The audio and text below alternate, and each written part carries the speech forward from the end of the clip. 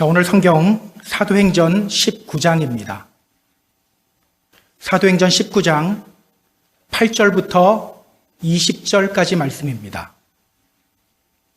사도행전 19장 8절부터 20절까지 말씀.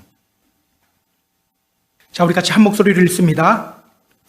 바울이 회당에 들어가 석 달 동안 담대히 하나님 나라에 관하여 강론하며 권면하되 어떤 사람들은 마음이 굳어 순종하지 않고 무리 앞에서 이 도를 비방하거늘 바울이 그들을 떠나 제자들을 따로 세우고 두란노 사원에서 날마다 강론하니라. 2해 동안 이같이 하니 아시아에 사는 자는 유대인이나 헬라인이나 다 주의 말씀을 듣더라. 하나님이 바울의 손으로 놀라운 능력을 행하게 하시니 심지어 사람들이 바울의 몸에서 손수건이나 앞치마를 가져다가 병든 사람에게 얹으면 그 병이 떠나고 악귀도 나가더라. 이에 돌아다니며 마술하는 어떤 유대인들이 시험 삼아 악귀 들린 자에게 주 예수의 이름을 불러 말하되 내가 바울이 전파하는 예수를 의지하여 너희에게 명하노라 하더라. 유대의 한 제사장 스게와의 7 아들도 이 일을 행하더니 악귀가 대답하여 이르되 내가 예수도 알고 바울도 알거니와 너희는 누구냐 하며 악귀 들린 사람이 그들에게 뛰어올라 눌러 이기니 그들이 상하여 벗은 몸으로 그 집에서 도망하는지라. 에베소에 사는 유대인과 헬라인이 다 이 일을 알고 두려워하며 주 예수의 이름을 높이고 믿은 사람들이 많이 와서 자복하여 행한 일을 알리며 또 마술을 행하던 많은 사람이 그 책을 모아가지고 와서 모든 사람 앞에서 불사르니 그 책값을 계산한 즉 은 5만이나 되더라. 이와 같이 주의 말씀이 힘이 있어 흥왕하여 세력을 얻으니라. 아멘. 3차 전도 여행을 시작한 바울은요, 지금 에베소에 있습니다. 자, 바울이 에베소에 오기 전에 이미 이곳에서 예수님을 전했던 사람이 있죠. 바로 아볼로입니다. 아볼로는요, 알렉산드리아 출신이에요. 자, 알렉산드리아 출신이라는 말은요, 그가 학문적으로 매우 뛰어난 사람이었다라는 뜻입니다. 또 그는요, 언변이 뛰어났고 성경에 매우 능통한 사람이었어요. 그런 그가 에베소에 와서 그리스도를 전했어요. 자, 그런데 그에게 치명적인 약점이 있었죠. 그는요, 요한의 세례, 즉 회개와 죄 씻음에 대해서만 강조했습니다. 우리가 믿음 생활을 온전히 하려면요, 자신이 죄인임을 깨닫고 회개하는 것만 가지고는 안 돼요. 물론 중요한데요, 이것만 가지고는 안 돼요. 성령님의 음성 듣고 성령님의 명령에 순종하는 삶을 살아야 합니다. 그래서 성경은 이렇게 말하는 거예요. 너희는 성령을 따라 행하라. 성령을 따라 걸어라. 그런데 아볼로는요, 성령에 대해서는 강조하지 않고 인간 스스로 죄를 뉘우치고 회개하는 것만 강조했던 거예요. 그 결과 에베소에 있는 믿음의 형제들은요, 성령님에 대해서 무지했습니다. 들어본 적도 없다고 말했어요. 성경이 이렇게 말하죠. 성령으로 아니하고는 누구든지 예수를 주시라 할 수 없다. 성령으로 아니하고는요, 예수를 주님이라고 고백할 수가 없어요. 그런데 그들은 성령에 대해서 무지했던 거예요. 그런 그들에게 바울이 다시 예수님에 대해서 전했죠. 그리고 그들에게 성령이 임했습니다. 자, 성경은 이렇게 말합니다. 바울이 그들에게 안수함에 성령이 그들에게 임하심으로 방언도 하고 예언도 하니 모두 12사람쯤 되니라. 자, 여기까지가 우리가 지난주에 살펴봤던 부분이에요. 자, 오늘 본문은요, 계속해서 에베소에서 있었던 일을 다루고 있어요. 자, 오늘 본문을 통해서 성경이 우리에게 전하는 메시지는 무엇일까요? 우리 본문을 보면서 하나하나 확인해 보도록 하겠습니다. 자, 본문으로 들어갈게요. 8절 보세요. 자, 8절 같이 읽습니다. 바울이 회당에 들어가 석 달 동안 담대히 하나님 나라에 관하여 강론하며 권면하되. 에베소에 도착한 바울은요, 먼저 에베소에 있는 유대인 회당으로 들어가요. 거기서 복음을 전했습니다. 몇 달 동안? 석 달 동안, 3달 동안. 자, 그런데요, 여기서 우리가 주목해야 할 것이 있어요. 그가 어떻게 복음 전했다고 성경이 말하죠? 어떻게? 바울이 담대히 하나님 나라에 관하여 강론하며 권면했다. 성경은요, 바울이 에베소 회당에서 담대하게 복음을 전했다고 말하고 있어요. 담대하게. 자, 바울이 담대하게 말했다. 이 말이 무슨 뜻일까? 바울이 담대하게 말했다. 파레시아조마이라는 헬라어 단어를 사용해요. 파레시아조마이, 이 단어는요, 이런 뜻이에요. To speak freely. 거침없이 말하다. 거침없이 말하다. 그러니까 성경은요, 바울이 에베소 회당에서 거침없이 복음을 전했다고 말하고 있는 거예요. 거침없이 복음을 전했다. 참 대단하지 않습니까? 지금까지 바울이 회당에서 복음 전할 때마다 많은 공격이 있어 왔죠. 이 정도 공격 당했으면요, 이제는 좀 주눅들만도 해요. 그러나 그는 거침없이 복음을 전합니다. 눈치 보지 않고 복음 전해요. 바울이 어떻게 이럴 수 있었을까요? 어떻게 이렇게 주눅들지 않고 거침없이 복음을 전했을까? 바울은 원래 눈치 없는 사람이었을까요? 자, 얼마 전 2차 전도 여행을 마치고 에베소에 잠시 들렀을 때 사람들이 바울에게 이렇게 말했죠. 이곳에 조금 더 오래 머물러 주세요. 그때 바울은 거절했어요. 거절하고 이렇게 대답했어요. 만일 하나님의 뜻이면 당신들에게로 돌아오게 될 겁니다. 여러분, 바울이 왜 이렇게 말했죠? 원래 바울은요, 원래부터 에베소에 오고 싶어 했었어요. 2차 전도 여행을 시작하면서 에베소를 목적지로 삼았었어요. 그런데 하나님이 그를 다른 곳으로 인도하셨었죠. 그 경험이 있기 때문에 그가 이렇게 말한 거예요. 만일 하나님의 뜻이 있다면 당신들에게로 돌아오게 될 겁니다. 자신은 에베소로 오기를 원했지만 하나님이 자신을 어디로 인도할지 모르기 때문에 그래서 이렇게 대답한 거예요. 자, 그런데 하나님이 그를 에베소로 인도하셨죠. 아, 여기가 바로 하나님이 보내신 곳이구나. 때문에 그는 이렇게 담대할 수 있었던 거예요. 에베소를 향한 하나님의 마음을 알기 때문에 이렇게 거침없이 사람들 눈치 보지 않고 복음 전할 수 있었던 겁니다. 여러분, 하나님의 뜻이 있다면 이렇게 담대할 수 있어야 합니다. 눈치 보고 주눅들 필요 없어요.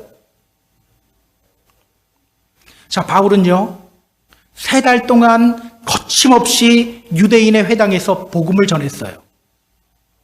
자, 그러자 어떤 현상이 나타나는지 우리 성경을 확인해 볼까요? 9절 앞부분 이렇게 말합니다. 자, 같이 읽습니다. 어떤 사람들은 마음이 굳어 순종하지 않고 무리 앞에서 이 도를 비방하거늘. 여기까지만 봅니다. 자, 언제나 그렇듯 바울이 전하는 복음을 거부하고 바울을 공개적으로 비방하는 사람들이 생겨납니다. 여러분, 그들은 왜 복음을 거부하고 바울을 공격하는 걸까요? 그들은 왜 복음을 거부하고 바울을 공격하는 걸까? 유대 종교 지도자들은요, 시기심 때문이었어요. 근데 이들은 좀 달라요. 우리가 앞에서 확인했습니다. 어떤 사람들은요, 바울이 전하는 복음 듣고 성령 받고 방언도 하고 예언도 했어요. 그런 걸 보면 좀 마음의 변화가 일어나야 되잖아요. 그런데 그들은 복음을 거부하고 바울을 공격합니다. 왜일까요? 성경은요, 그 이유에 대해서 이렇게 말합니다. 어떤 사람들은 마음이 굳어.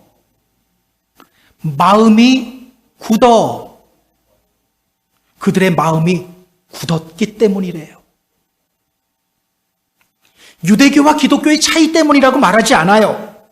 마음이 굳었기 때문에 복음을 거부하고 바울을 공격하는 거라고 말하고 있어요. 마음이 굳었다. 이 말이 무슨 뜻일까요? 마음이 굳었다. NIV 성경을 보면요, obstinate라는 이 단어를 사용하는데요. 이게 고집이 센이라는 뜻이거든요. 고집이 센. 근데 사실은요, 이게 고집이 세다는 의미는 아니에요. 자, 헬라어 성경을 보니까 스클레르노라는 단어를 사용합니다. 스클레르노, 이런 뜻이에요. To make hard. 마음을 딱딱하게 하다. 마음을 딱딱하게 하다. 그러니까 성경은요, 그들의 마음이 딱딱하게 굳었기 때문에 복음 거부하는 거라고 말하는 거예요. 그들의 마음이 딱딱하게 굳었기 때문에. 예수님이 말씀하신 비유가 하나 떠오르지 않나요? 씨 뿌리는 자의 비유가 떠올라요. 이 씨 뿌리는 자의 비유는요, 마태복음에도 나오고 마가복음 또 누가복음에도 다 나옵니다. 그만큼 중요한 예수님의 말씀이에요. 자, 이 이야기에서 예수님은요, 사람의 마음을 밭으로 비유합니다. 네 종류의 마음밭이 있죠. 어떤 마음밭이 있습니까? 첫째, 길바닥. 둘째, 돌밭. 셋째, 가시밭. 넷째, 옥토, 좋은 밭.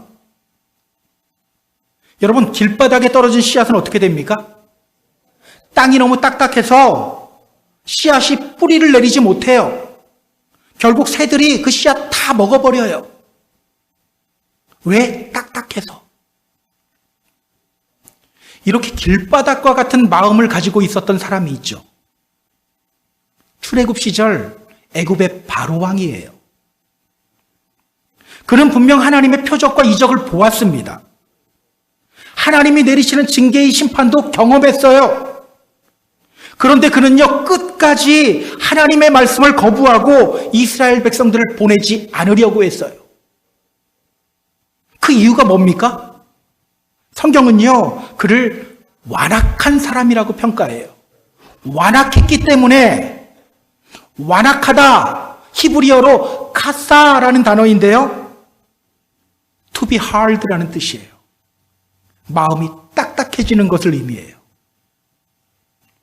이렇게 그의 마음이 길바닥과 같은 딱딱한 마음이었기 때문에 그는요, 보면서도 말씀 거부한 거예요.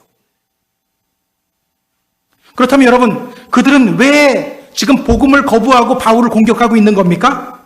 지금 그들의 마음 상태가 길바닥과 같이 딱딱하게 굳어 있었기 때문이에요. 이스라엘을 괴롭혔던 애굽의 바로왕과 같은 그런 마음 상태였기 때문입니다. 그렇기 때문에 복음을 거부하고 바울을 공격하고 있는 겁니다. 여러분, 이 사람들이 어쩌다가 이렇게 되었을까요?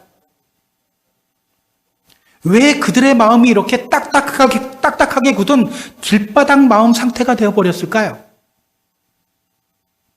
우리는요, 그 답을 로마서에서 찾을 수가 있어요. 우리 성경 좀 찾아볼게요. 로마서 1장 28절입니다. 로마서 1장 28절. 사도행전 다음에 있습니다. 로마서 1장 28절. 찾으신 분들 우리 같이 읽습니다. 또한 그들이 마음에 하나님 두기를 싫어하며 하나님께서 그들을 그 상실한 마음대로 내버려 두사 합당하지 못한 일을 하게 하셨으니. 우리 하나님은요, 그 마음에 하나님 두기를 싫어하는 사람들을 그냥 그 상실한 마음대로 내버려 두시는 분이세요. 자, 상실한 마음, 어떤 마음일까요? 아도키모스라는 단어인데요, 이런 뜻이에요.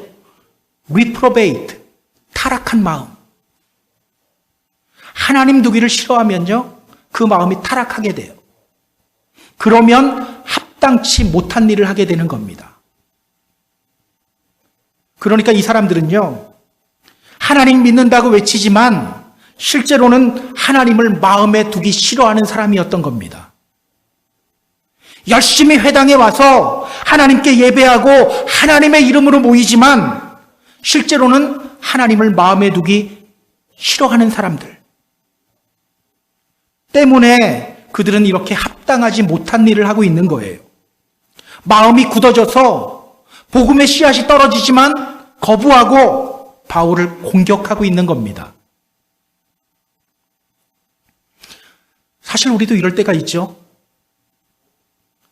입으로는 주여 주여 외치지만 실제로는 주님을 마음에 두기 싫어할 때가 있어요.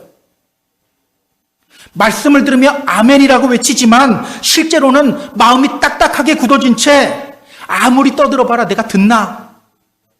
이런 마음으로 말씀 듣고 있을 때도 있어요. 그냥 말씀을 그냥 귓등으로 들을 때도 있어요. 여러분, 조심해야 됩니다. 경계해야 합니다. 성경은 우리를 향해 이렇게 말해요. 히브리서 3장 7절, 8절 말씀이에요. 오늘 너희가 그의 음성을 듣거든 광야에서 시험하던 날에 거역하던 것과 같이 너희 마음을 완고하게 하지 말라. 주님의 음성을 듣거든 너희 마음을 완고하게 하지 말라. 누구처럼? 출애굽 1세대들처럼. 출애굽한 이스라엘 백성들은요, 가나안을 목표로 나왔어요. 가나안이 목표였는데 그들은 가나안 땅에 들어가지 못하고 다 광야에서 죽음을 맞이했습니다. 그들이 왜 가나안 땅에 들어가지 못했죠? 목적지가 바뀌었나요? 아니에요. 분명 그들은요, 가나안 땅을 바라보며 애굽을 나왔고요, 가나안 땅을 바라보며 걸었어요. 그런데 가나안 땅에 들어가지 못했어요. 모두 광야에서 죽었어요. 성경은 그 이유가 뭐라고 합니까? 그들의 마음이 완고했기 때문에, 그들의 마음이 완고했기 때문에 하나님 말씀 앞에서 마음이 딱딱하게 굳어 있었기 때문이라고 말하고 있어요. 말씀을 귓등으로 들었기 때문이라고 말하고 있어요. 말씀에 순종하지 않았기 때문이라고 말하고 있어요. 때문에 여러분, 우리 조심해야 돼요. 경계해야 합니다. 끊임없이 우리 자신에게 이 질문 던져야 합니다. 지금 내 마음 상태는 어떤가? 지금 내 마음 상태는 어떤가? 혹시 딱딱하게 굳어 있지는 않은가? 여러분, 우리 마음이 굳어져 있으면요, 우리는 절대로 이 믿음의 길 끝까지 걸어가지 못해요. 걸어가고 싶죠? 그래도 못해요. 우리는 모두 천국 가기를 원합니다. 여러분, 천국 가기 쉬울까요? 어려울까요? 자, 어떻게 대답해야 될지 모르겠죠. 쉬울까요? 어려울까요? 쉬워요. 쉬워요. 왜? 내가 가려고 하면 어렵죠? 내가 일하는 것이 아니라 주님이 일하시기 때문이에요. 내가 일하면 어렵지만 주님이 일하시기 때문에 쉬운 거예요. 현재 내 모습을 보면 부족한 것 투성이지만 주님이 나를 다듬으시고 구원받기 합당한 사람으로 만들어 가십니다. 그래서 여러분, 조금 실수하고 넘어져도요, 괜찮아요. 성경이 말하잖아요. 데살로니가전서 5장 23절 24절 말씀이에요. 평강의 하나님이 친히 너희를 온전히 거룩하게 하시고 또 너희의 온 영과 혼과 몸이 우리 주 예수 그리스도께서 강림하실 때 흠없게 보존되기를 원하노라. 너희를 부르시는 이는 미쁘시니 그가 또한 이루시리라. 너희를 부르시는 이는 미쁘시니 신실하신 분이니 그가 또한 이루시리라. 누가 우리를 온전히 거룩하게 해요? 하나님이 우리의 구원을 이루시는 거예요. 때문에 여러분, 우리는 그냥 이 믿음의 자리 끝까지 지키면 돼요. 포도나무 줄기에 가지가 붙어 있듯이 끝까지 이 믿음의 자리를 지키면 돼요. 그러면요, 주님이 일하셔요. 지금 내 모습을 보면 아닌 것 같지만 주님이 일하셔요. 쉽습니까? 어렵습니까? 쉽죠. 문제는 그 쉬운 걸 못한다는 게 문제죠. 여러분, 마음이 딱딱하게 굳어서 말씀을 거부하고 말씀에 순종하지 못하면요, 우리가 주님을 버리게 돼요. 주님이 우리를 버리는 것이 아니라 우리가 주님을 버리고 배신합니다. 여러분, 베드로가 주님 왜 배신했죠? 그는 분명히 예수님으로부터 바로 몇 시간 전에 경고 들었어요. 오늘 밤 닭 울기 전에 너가 나를 3번 부인할 것이다. 그 경고를 듣고도 그는 주님 모른다고 3번이나 부인한 거예요. 왜일까요? 주님을 별로 사랑하지 않아서? 아니요. 그는요, 분명 주님 많이 사랑했어요. 그는요, 주님 끝까지 배신하지 않는 자신의 모습을 보여주고 싶었어요. 그런데도 주님 모른다고 3번이나 부인한 거예요. 왜일까요? 베드로가 이렇게 말했죠. 내가 주와 함께 죽을지언정 주를 부인하지 않을 겁니다. 그렇게 말한 베드로를 데리고 주님이 겟세마네 동산으로 올라가셨어요. 그리고 그에게 이렇게 말씀하셨어요. 나와 함께 깨어 있으라. 나와 함께 깨어 있어라. 그런데요, 그는 그 명령을 듣지 않았어요. 그냥 잠을 잤어요. 그런 그를 깨우시면서 주님이 말씀하셨죠. 시험에 들지 않게 깨어 기도하라. 마음에는 원이로되 육신이 약하다. 나 너가 뭐가 원하는 거 알아. 너가 뭐를 원하는지 알아. 근데 너 육신이 약해. 그 시험에 들지 않게 깨어 기도해. 그러나 그는요, 또 그 말씀을 귓등으로 들었어요. 또 잠을 자버렸어요. 깨워도 다시 잠을 잤어요. 그 결과 스스로 주님을 배신한 거예요. 우리는요, 우리의 착각이 있어요. 우리 이렇게 말합니다. 나는 절대로 주님 포기하지 않아. 내가 받은 은혜가 있는데 내가 어떻게 주님을 포기해? 나는 절대로 그럴 수 없어. 과연 그렇게 될까요? 여러분, 우리 안에 주님을 포기하고 싶지 않은 마음이 간절해도요, 마음이 굳어져서 말씀을 거부하다 보면 결국은 스스로 주님을 떠나요. 저는 목회하면서요, 이런 경우들 많이 봤어요. 오늘 여러분의 마음 상태는 어떻습니까? 딱딱하게 굳은 마음이 아닌 부드러운 마음을 소유하는 저와 여러분이 되었으면 좋겠어요. 어떻게 하면 우리 마음이 부드러워질까요? 좋은 음악 들으면 될까요? 에스겔서 36장 26절에서 주님이 우리를 향해 이렇게 말씀하셔요. 또 새 영을 너희 속에 두고 새 마음을 너희에게 주되 너희 육신에서 굳은 마음을 제거하고 부드러운 마음을 줄 것이며. 어떻게 하면 우리 마음이 부드러워집니까? 새 영, 즉 성령님이 우리의 마음을 부드럽게 하시는 겁니다. 때문에 여러분, 우리 안에서 말씀하시는 성령님의 음성에 민감하게 반응하면 성령님이 우리의 굳은 마음을 제거해 주셔요. 우리에게 부드러운 마음을 주십니다. 늘 성령님의 음성 듣고 성령 충만한 삶을 살며 굳은 마음을 제거하는 저와 여러분이 되기를 주님의 이름으로 소망합니다. 자, 다시 본문으로 돌아올게요. 자, 이제 바울은요, 복음을 거부하며 또 자신을 공격하는 사람들 때문에 더 이상 회당에서 말씀을 가르치기가 어려워졌어요. 자, 이때 바울이 무엇을 하는지를 오늘 우리가 확인해야 합니다. 자, 9절 뒷부분입니다. 9절 후반부. 바울이서부터예요. 같이 읽습니다.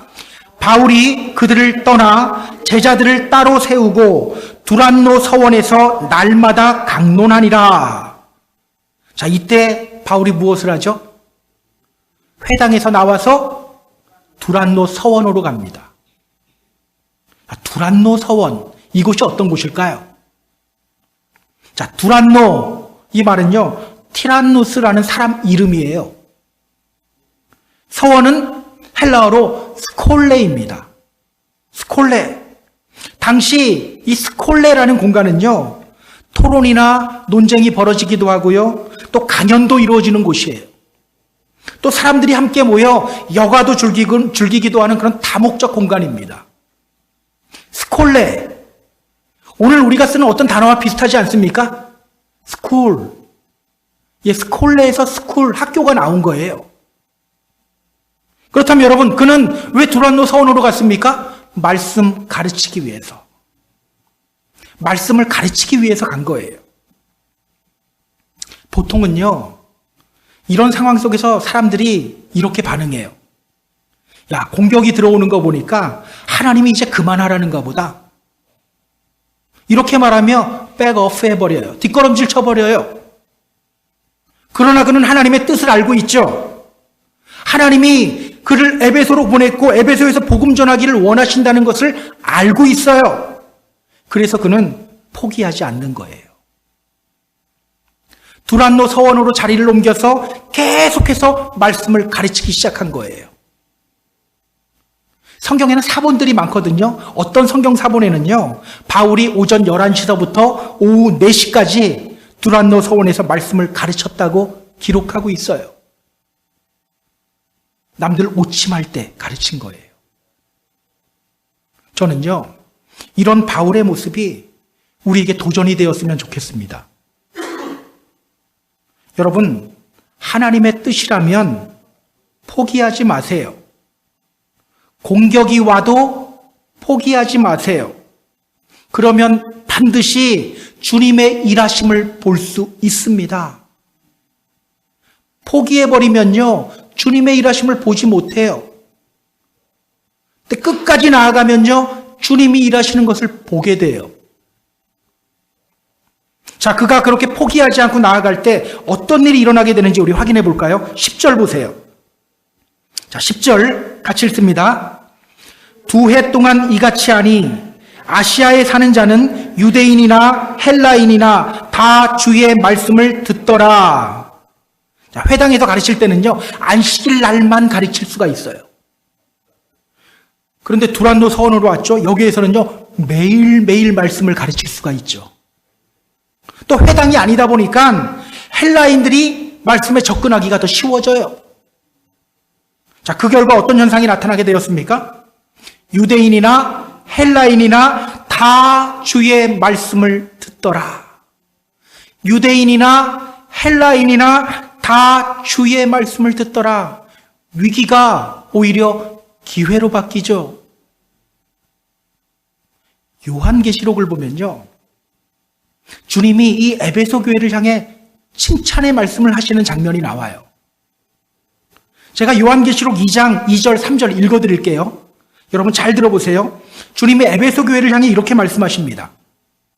내가 너의 행위와 수고와 너의 인내를 알고 또 악한 자들을 용납하지 아니한 것과 자칭 사도라 하되 아닌 자들을 시험하여 그의 거짓된 것을 너가 드러낸 것과 또 너가 참고 내 이름을 위하여 견디고 게으르지 아니한 것을 내가 안다. 에베소 교회가 어떤 칭찬받았습니까? 그들은요, 악한 자들을 용납하지 않았어요. 또 자칭 사도라고 하는 거짓 사도들의 주장에 현혹되지 않았어요. 오늘날로 따지면 이단에 빠지지 않았어요. 그것으로 인해서 주님께 칭찬받은 거예요. 나중에 이곳 에베소에요, 니골라당이라는 이단 사상이 들어옵니다. 니골라, 어디서 들어본 이름 아닌가요? 니골라. 사도행전 우리가 앞에서 봤어요. 원래 그는요, 초대교회 7 집사 중 한 명이었어요. 그런데 그가 나중에 변질돼 버렸어요. 니골라라는 말은요, 백성을 점령하다라는 뜻이에요. 그는 처음에 주님을 위해 일하기 시작했죠. 그런데 나중에는 주님의 이름으로 자기를 위해 일하는 사람이 된 거예요. 그렇게 제자들을 끌어서 자기를 따르게 하려고, 주님이 아닌 자기를 따르게 하려고 교묘하게 왜곡된 변증을 하는 사람이 바로 니골라였어요. 에베소 교인들은요, 그러한 그 니골라당의 계략으로부터 자신을 지킨 거예요. 어떻게 이런 일이 가능하게 되었죠?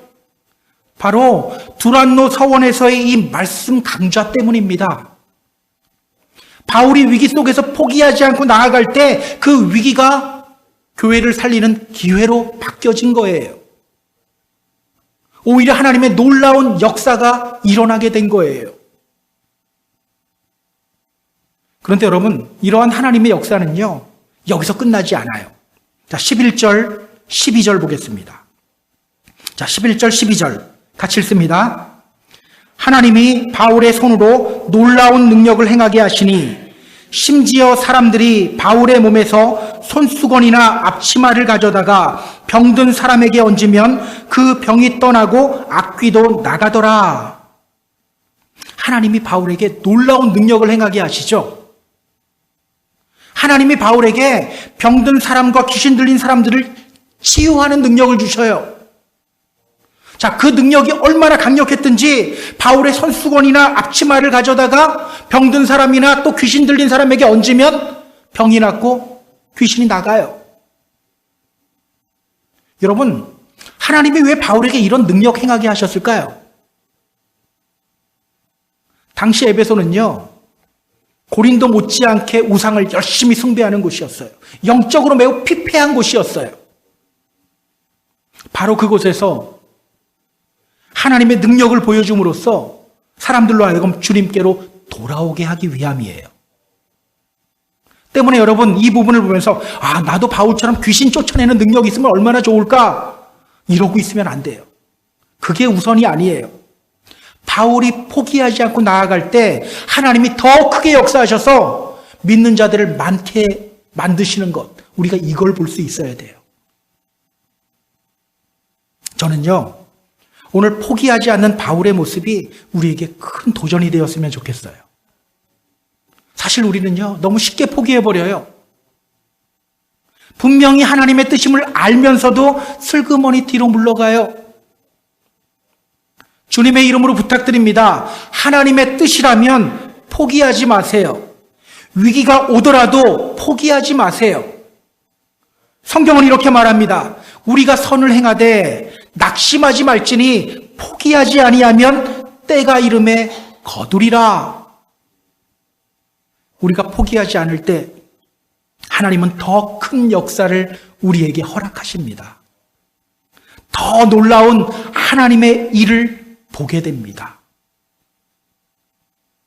자, 이어서 성경을 볼게요. 13절 보세요. 자, 13절 같이 읽습니다. 이에 돌아다니며 마수라는 어떤 유대인들이 시험 삼아 악귀 들린 자에게 주 예수의 이름을 불러 말하되 내가 바울이 전파하는 예수를 의지하여 너희에게 명하노라 하더라. 자, 바울이 예수님의 이름으로 능력을 행하자 에베소에 온 마술사들이 이제 바울을 흉내내기 시작해요. 그들도 귀신 들린 사람들을 향해서 이렇게 외쳐요. 내가 바울이 전하는 예수의 이름으로 명한다. 물러가라. 어떻게 되었을까요? 귀신이 나갔을까요? 뒷부분에도 이 사람들의 만행이 계속 나오거든요. 그걸로 봐서 효과가 있었던 것 같아요. 있으니까 계속했죠. 그들은요, 시험 삼아서 예수님의 이름을 불렀어요. 그런데 놀라운 일이 일어났어요. 정말 귀신이 나갔어요. 그렇다면 여러분, 이제 그들이 해야 할 일은 뭡니까? 이제 예수님 믿으면 되는 거예요. 주님이 그들에게도 이 능력 보여주신 이유는요, 그들도 예수님을 구주로 고백하게 하기 위함이에요. 그런데 그들은요, 믿음의 자리로 나오지 않아요. 그냥 예수님의 이름만 이용해요. 그들에게 예수라는 이름은 단지 귀신 쫓기용 부적과도 같은 거였어요. 근데 여러분, 오늘날에도 이런 사람들이 많이 있습니다. 말씀 앞에서 회개하고 순종하기는 싫어해요. 그저 능력 나타나고 기적이 나타나는 곳, 그런 현상만 쫓아다니는 경우들도 많아요. 종교적 카타르시스를 누리는 것이 믿음이라고 생각해요. 그러다 보니까 예배할 때는요, 열심히 예배하고 손 들고 찬송하고 막 기도하다가 눈물을 흘리기도 합니다. 그리고는 그런 자신을 보며 뿌듯해하는 거예요. 야, 내가 이렇게 믿음이 좋구나. 나 오늘도 기도하다 눈물 흘렸어. 나 오늘도 찬송하다가 이상한 감정을 느꼈어. 아, 내가 이렇게 믿음이 좋아. 내가 이렇게 신령해. 그런데 정작 말씀 앞에서는 엎드리지 않아요. 오늘 본문의 유대인 마술사들의 모습이 바로 이런 모습이에요. 여러분, 예수님의 이름에는 능력이 있습니다. 권세가 있습니다. 그러나 말씀 앞에 굴복하지 않고 외치는 예수님의 이름은요, 결국 아무런 힘과 능력 발휘하지 못하게 됩니다. 처음에는 먹히는 것 같다가도 결국은 안 되게 되어 있어요. 자, 그 예가 오늘 보면 뒷부분에 나와요. 자, 14절부터 16절까지 말씀입니다. 자, 14절부터 16절 같이 읽습니다. 유대의 한 제사장 스게와의 7 아들도 이 일을 행하더니 악기가 대답하여 이르되 내가 예수도 알고 바울도 알거니와 너희는 누구냐 하며 악기 들린 사람이 그들에게 뛰어올라 눌러 이기니 그들이 상하여 벗은 몸으로 그 집에서 도망하는지라. 자, 유대의 제사장인 스게와라는 사람의 7 아들들도 이 일을 행했어요. 그들 역시 귀신 들린 사람을 보면서 선포한 거예요. 내가 바울이 전파하는 예수의 이름으로 명한다. 물러가라. 물러가면 얼마나 좋습니까? 어떤 현상이 일어났죠? 악기가 그들에게 이렇게 말해요. 야, 내가 예수도 알고 바울도 아는데 너는 누구니? 그러더니 더 포악해져요. 그들에게 뛰어올라서 마구 때리며 옷을 다 찢어버려요. 결국 그들은 무기력하게 옷이 벗겨진 채로 피 흘리며 힘을 다해 도망갈 수밖에 없었어요. 기억하세요. 예수 이름의 능력은 그 이름 앞에 진정으로 굴복할 때 경험하게 되는 거예요. 믿음이 뭡니까? 여러분, 우리 믿음 하잖아요. 믿음이 뭡니까? 믿습니까? 라고 물으면 아멘이라고 크게 대답하면 그게 믿음인가요? 저 정말 주님 사랑합니다 외치는 것이 믿음인가요? 하나님의 존재를 인정하는 것이 믿음인가요? 우리는 그게 믿음이라고 생각하는데요, 성경은 분명히 말해요. 너가 하나님은 한 분이신 줄 아니? 잘 아는도다. 귀신도 믿고 떤다. 그 정도는요, 귀신도 한대요. 그렇다면 여러분, 믿음이 뭡니까? 예수님의 이름만 외치는 것이 아니라 그분의 말씀 앞에서 진정 낮아지고 굴복하는 삶을 살아가는 것, 이것이 바로 믿음이에요. 막 눈물 흘리는 게 믿음이 아니에요. 말씀 앞에 굴복하는 것이 믿음이에요. 오늘 보면 마지막 부분이 우리에게 도전이 됩니다. 자, 17절서부터 20절까지 말씀입니다. 자, 같이 읽습니다. 에베소에 사는 유대인과 헬라인들이 다 이 일을 알고 두려워하며 주 예수의 이름을 높이고 믿는 사람들이 많이 와서 자복하여 행한 일을 알리며 또 마술을 행하던 많은 사람이 그 책을 모아가지고 와서 모든 사람 앞에서 불사르니 그 책값을 계산한 즉 은 5만이나 되더라. 이와 같이 주의 말씀이 힘이 있어 흥왕하여 세력을 얻으니라. 자, 이 사건으로 인해서요, 에베소 사람들이 두려워하기 시작해요. 말씀에는 굴복하지 않고 예수의 이름만 도용하는 것에 대한 두려움이죠. 그들이 진정으로 주 예수의 이름을 높이기 시작합니다. 믿는 사람들이 와서 회개해요. 여러분, 회개하는 사람들이 누군지 봐야 돼요. 믿지 않는 사람들이 아니에요. 믿는 사람들이에요. 믿는 사람들이 입을 열어서 회개하기 시작하는 거예요. 또 마술을 행하던 사람들은 그 마술책을 모아가지고 와서 사람들 앞에서 불사릅니다. 그리고 성경은 이렇게 말해요. 이와 같이 주의 말씀이 힘이 있어 흥왕하여 세력을 얻으니라. 저는 오늘 이러한 일이 우리 각 가정들에서 또 이 믿음의 교회 안에서도 일어났으면 좋겠어요.